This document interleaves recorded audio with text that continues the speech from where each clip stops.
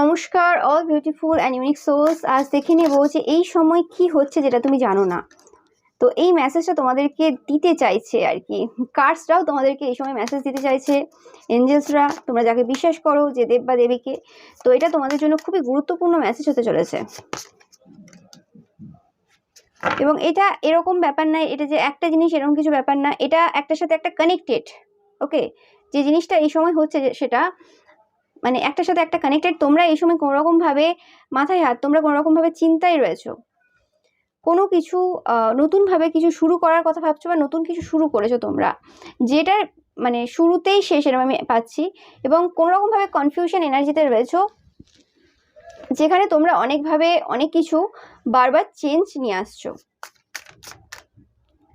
এবং তারপরেও খুব কনফিউশন এনার্জিতে রয়েছো।